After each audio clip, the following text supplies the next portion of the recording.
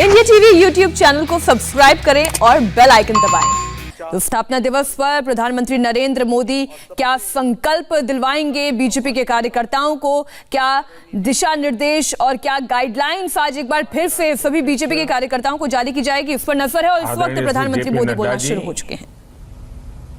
और विशाल भाजपा परिवार के सभी सदस्य, आप सभी को भारतीय जनता पार्टी के स्थापना दिवस की बहुत बहुत बधाई। पार्टी की इस गौरवशाली यात्रा के आज 41 साल पूरे हो रहे हैं। ये 41 वर्ष इस बात के साक्षी हैं कि सेवा और समर्पण के साथ कोई पार्टी कैसे काम करती है। ये 41 वर्ष इस बात के साक्षी है कि सामान्य कार्यकर्ता का तप और त्याग किसी भी दल को कहां से कहां पहुंचा सकता है। देश का शायद ही कोई राज्य होगा, कोई जिला होगा जहां पार्टी के लिए 2-2, 3-3 पीढ़ियां न खप गई हो। मैं इस अवसर पर जनसंघ से लेकर के भारतीय जनता पार्टी तक राष्ट्र सेवा के इस यज्ञ में अपना योगदान देने वाले हर व्यक्ति को आदरपूर्वक नमन करता हूं।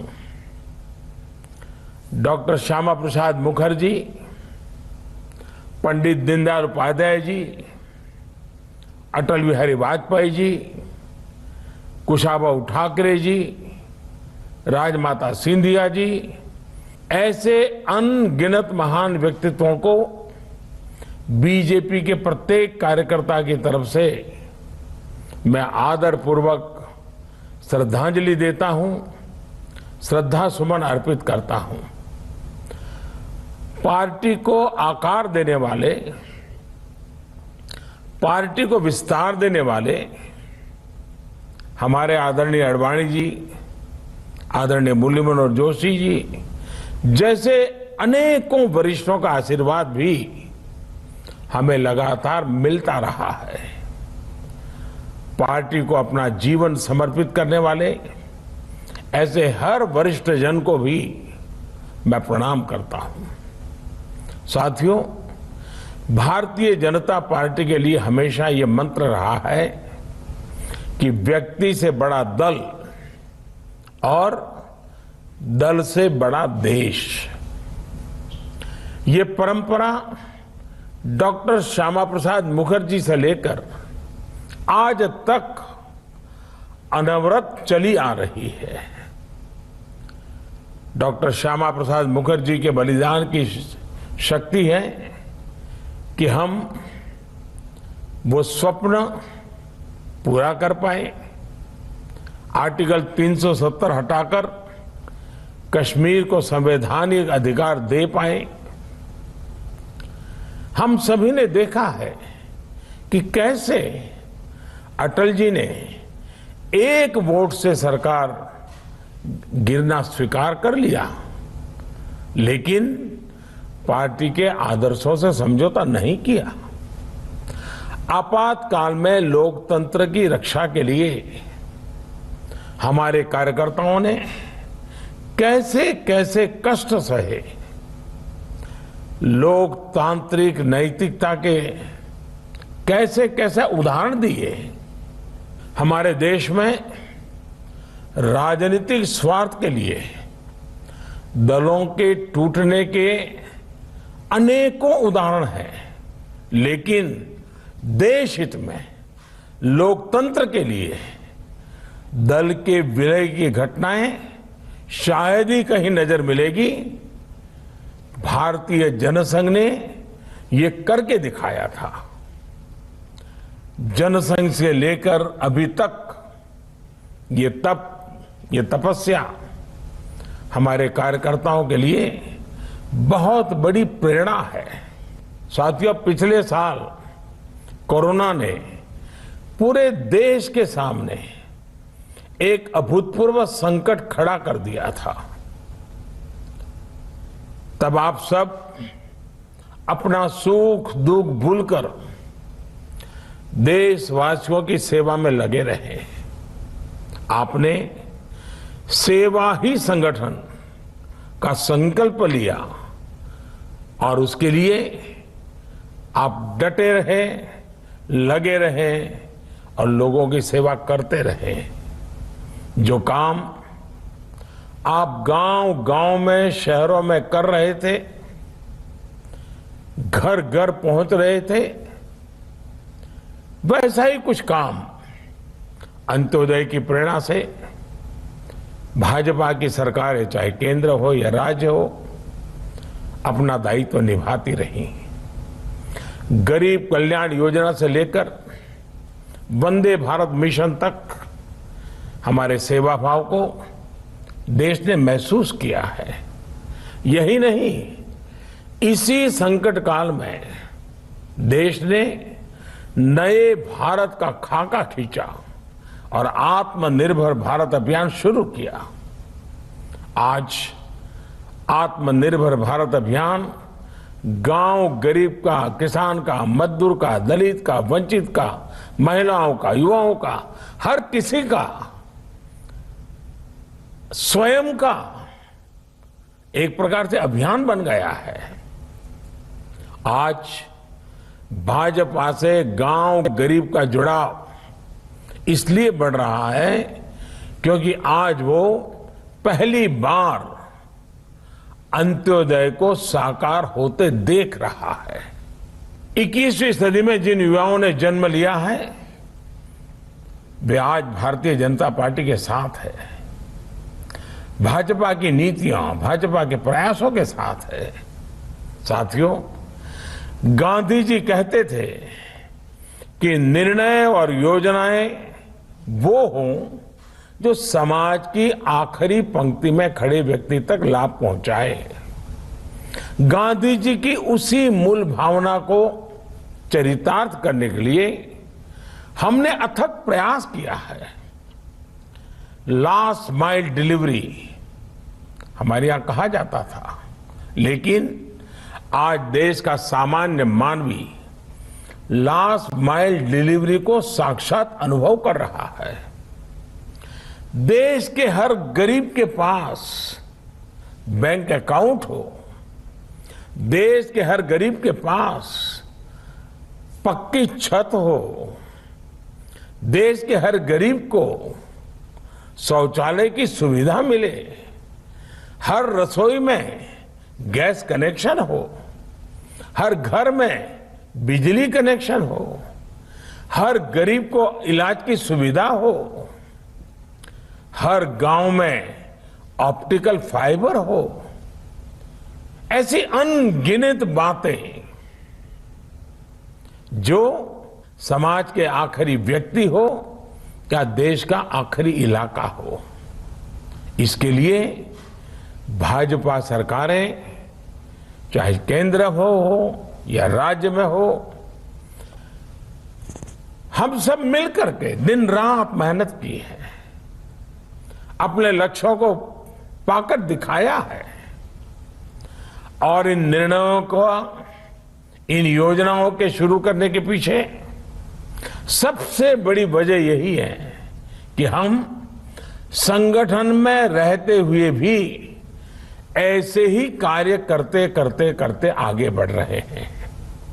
इसलिए जब सरकार में आते हैं तो और तेज गति से इस दिशा में काम करते हैं। हमारी कार्यशैली है, हम किसी से कुछ भी छीनते नहीं हैं और छीने बिना भी दूसरे के हक उसे मिले, इसमें जागरूक प्रयास करते हैं। हम हर व्यक्ति तक पहुंचते हैं, उसकी आवश्यकता पर पूरी संवेदनशीलता से काम करते हैं। साथियों, हमारे देश में 80% से ज्यादा छोटे किसान हैं। इन किसानों की संख्या 10 करोड़ से भी अधिक है। पहले जो सरकारें रहीं, उनकी प्राथमिकताओं में ये छोटे किसान, इन छोटे किसानों की जरूरतें ये कभी नहीं रही।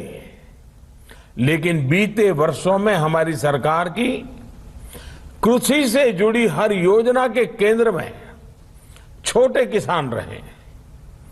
चाहे नए कृषि कानून हो, पीएम किसान सम्मान निधि हो, किसान उत्पाद संगठन की व्यवस्था हो, फसल बीमा योजना में सुधार करना हो, प्राकृतिक आपदा के समय किसानों को ज्यादा मुआवजा सुनिश्चित करना हो, हर खेत को पानी की योजना हो, या फिर यूरिया की नीम कोटिंग, ऐसे हर निर्णय का सबसे बड़ा लाभ देश के छोटे किसानों को हुआ है।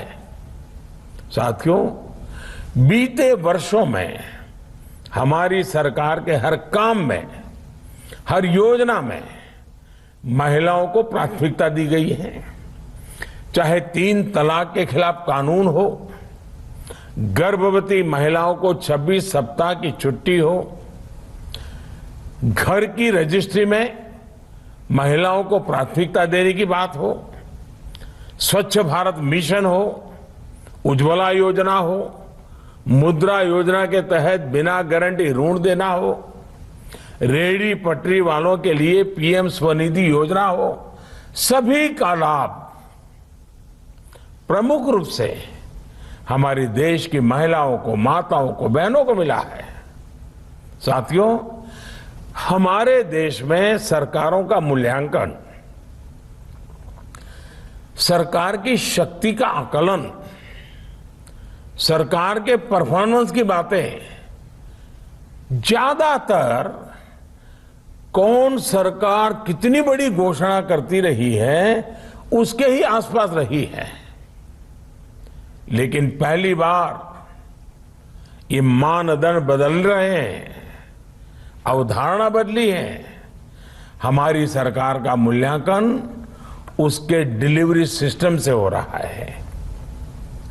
नीतियां भी, नियत भी और आखिरी इंसान तक उस निर्णय को पहुंचाना, उस सुविधा को पहुंचाना, हकदार को हक पहुंचाना, ये हमारी सरकार की विशेषता रही है। ये देश में सरकारों के कामकाज का नया मूल मंत्र रहा है। बावजूद इसके दुर्भाग्य ये है कि भाजपा अगर चुनाव जीते तो इसे चुनाव जीतने की मशीन कहा जाता है, लेकिन दूसरे जब चुनाव जीतते हैं तो पार्टी की वाहवाही, नेताओं की वाहवाही, न जाने क्या क्या कहा जाता है। इस तरह के 2 मापदंड हम देख रहे हैं। जो लोग कहते हैं कि बीजेपी चुनाव जीतने की मशीन है, वो एक प्रकार से भारत के लोकतंत्र की जो परिपक्वता है उसको समझ ही नहीं पाते हैं। वो भारत के नागरिकों की जो सूझबूझ है उसका आकलन ही नहीं कर पाते हैं। वो उनके समझ के परे हैं। वो भारत के नागरिकों की आशा, अपेक्षाएं और उनके सपनों उसे कभी भी समझ नहीं पाते हैं। सच्चाई ये है कि बीजेपी चुनाव जीतने की मशीन नहीं, देश और देशवासियों का दिल जीतने वाला एक अविरल, अनवरत अभियान है। हम 5 साल तक ईमानदारी से जनता की सेवा करते हैं। सरकार में हो तब, सरकार में न हो तब, हर परिस्थिति में हम जनता से जुड़े रहते हैं, जनता के लिए जीते रहते हैं। और सच्चाई ये है कि हम कभी गर्व नहीं करते कि हमारा दल जीता। हम हमेशा इस बात का गर्व करते हैं कि देश के लोगों ने हमें जिताया। साथियों, अंग्रेजी में कहावत होती है, टिप ऑफ द आइसबर्ग। हमारी पार्टी में भी एक टिप ऑफ द आइसबर्ग है। ये अखबारों में, टीवी पर दिखता है, लेकिन इनकी संख्या बहुत ज्यादा नहीं है। लेकिन एक बहुत बड़ी संख्या जो नजर नहीं आती है, भाजपा के उन कार्यकर्ताओं की है जो आमतौर पर दिखाई नहीं देती हैं, लेकिन वो जमीन पर रह करके काम करती हैं। ये भाजपा को ताकत देते हैं, जनता के बीच काम करते हुए संगठन की शक्ति को और बढ़ाते हैं। अपने जीवन से, अपने आचरण से, अपने प्रयासों से वो जनता का दिल जीतने का काम अविरत करते रहते हैं। इन्हीं के प्रयासों से आज भाजपा दुनिया की सबसे बड़ी पार्टी है। आज आम जनमानस ने ये महसूस करता है कि भाजपा सरकार का मतलब है राष्ट्र निर्माण के लिए सही नीति, साफ नियत और सटीक निर्णय। भाजपा आने का मतलब है राष्ट्र प्रथम, नेशन फर्स्ट। भाजपा आने का मतलब है देश हित से समझौता नहीं, देश की सुरक्षा सर्वोपरि। भाजपा का आने का मतलब है वंशवाद, परिवारवाद की राजनीति से मुक्ति। भाजपा आने का मतलब है योग्यता को अवसर। भाजपा आने का मतलब है पारदर्शिता, गुड गवर्नेंस। भाजपा यानी सबका साथ, सबका विकास, सबका विश्वास। आज भाजपा भारत की विविधता की, अनेकता में एकता की प्रतीक बन गई है।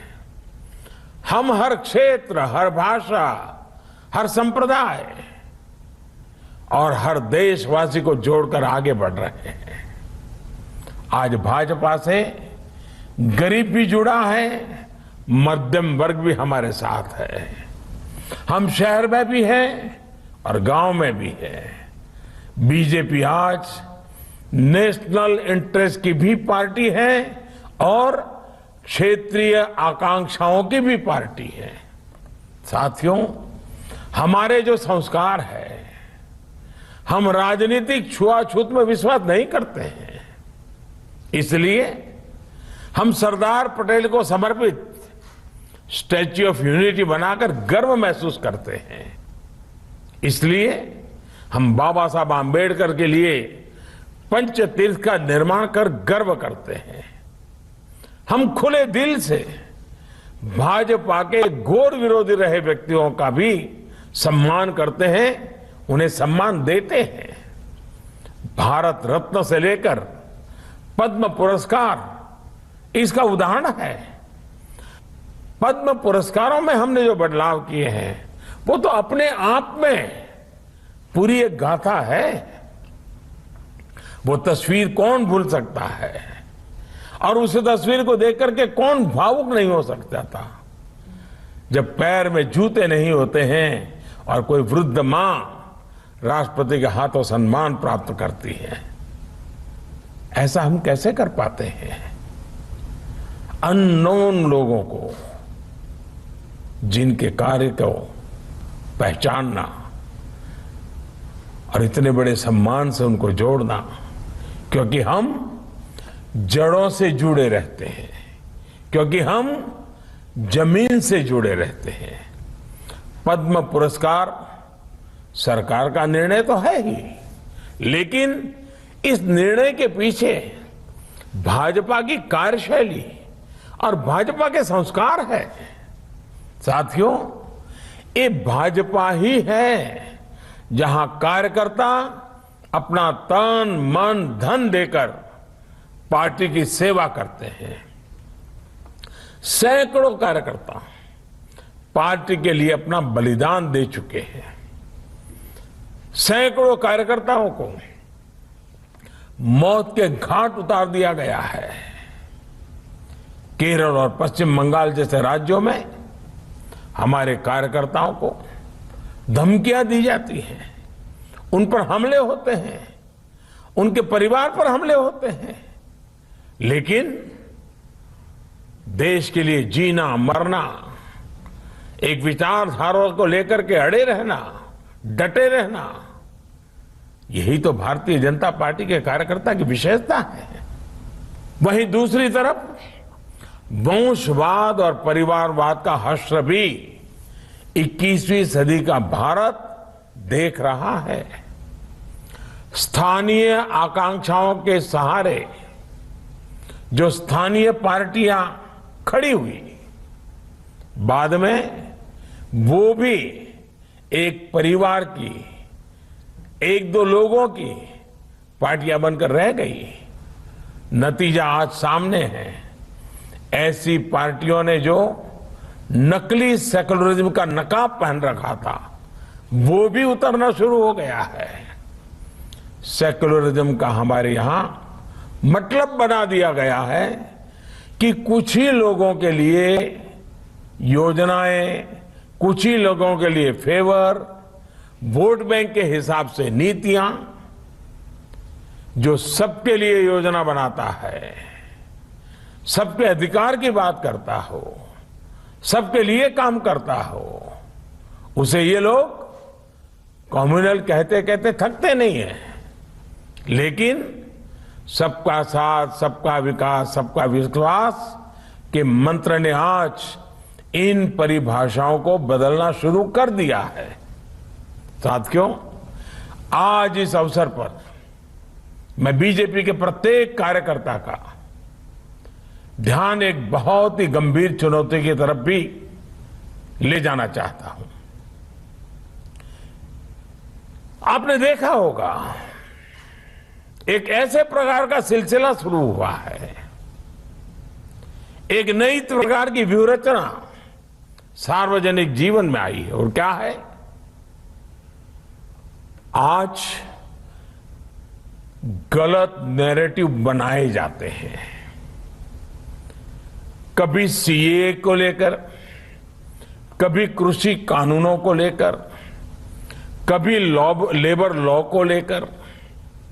बीजेपी के प्रत्येक कार्यकर्ता को समझना होगा कि इसके पीछे सोची समझी राजनीति है। ये एक बहुत बड़ा षड्यंत्र है। इसका मतलब है देश में राजनीतिक अस्थिरता पैदा करना। इसलिए देश में तरह तरह की अफवाहें फैलाई जाती हैं, भ्रम फैलाए जाते हैं, झूठ फैलाया जाता है, काल्पनिक भय की मायाजाल खड़ी कर दी जाती है। कभी कहा जाता है कि संविधान बदल दिया जाएगा, कभी कहा जाता है आरक्षण समाप्त कर दिया जाएगा, कभी कहा जाता है नागरिकता छीन ली जाएगी, कभी कहा जाता है किसानों की जमीन छीन ली जाएगी। ये सब कोरे झूठ होते हैं, लेकिन कुछ लोगों और संगठनों द्वारा इन्हें तेजी से फैलाया जाता है। हमें इस विषय में बहुत अधिक चौकन्ना रहने की जरूरत है। हमें बहुत जानकारी के साथ देशवासियों के बीच जाते रहना होगा, उन्हें जागरूक करते रहना होगा। ये काम कुछ लोग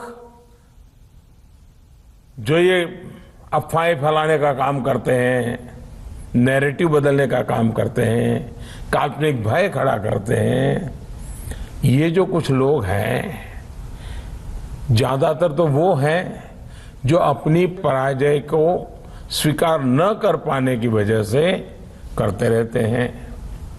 कुछ लोग अपने राजनीतिक स्वार्थ की वजह से करते हैं, कुछ लोगों की भाजपा से जन्मजात दुश्मनी है इसलिए करते हैं, लेकिन ये लोग ऐसे कार्य कर रहे हैं जो देश को बहुत लंबे समय तक नुकसान पहुंचाएगा।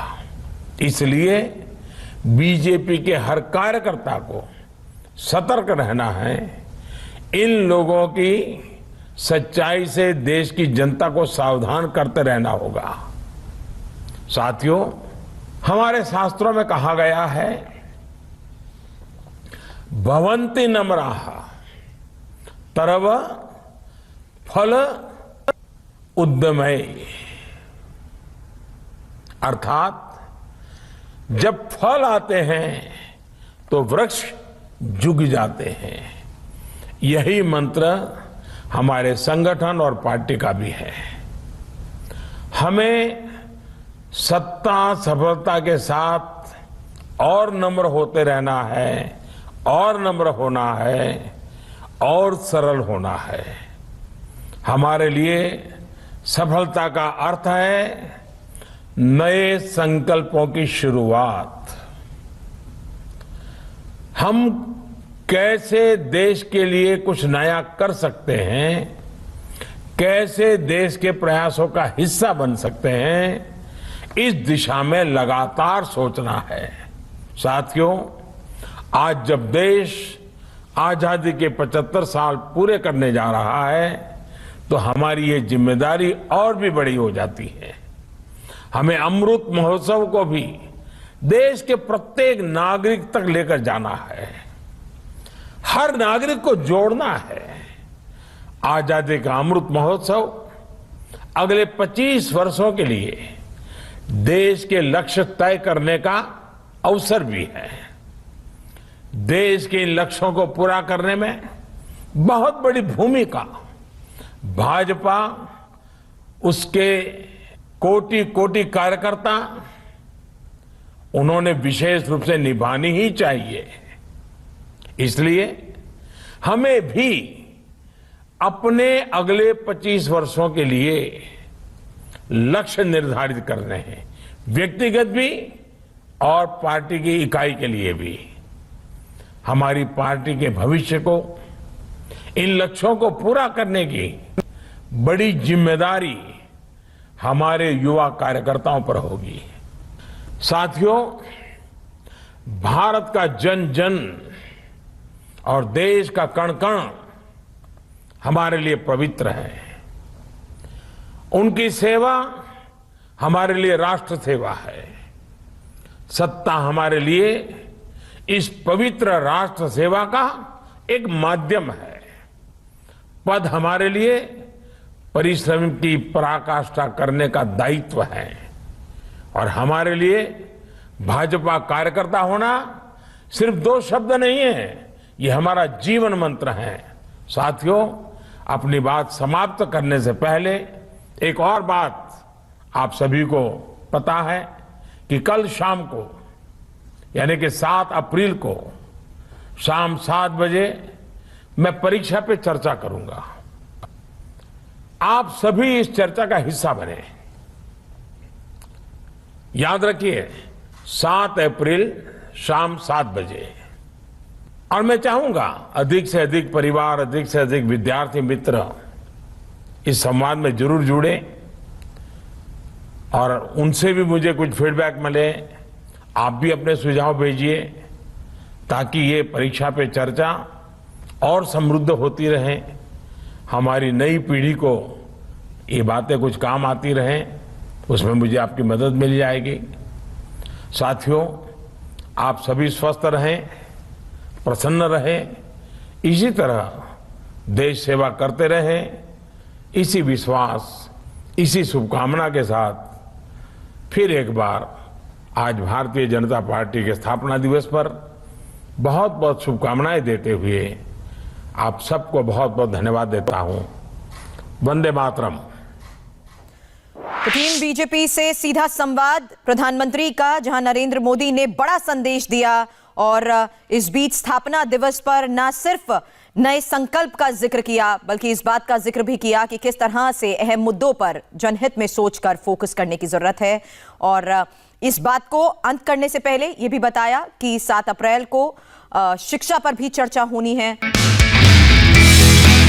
नमस्ते, मैं हूं मीनाक्षी जोशी। वीडियो और खबरों से अपडेट रहने के लिए India TV YouTube channel subscribe करें, बेल आइकन दबाना ना भूलें। जुड़े रहें इंडिया टीवी के साथ।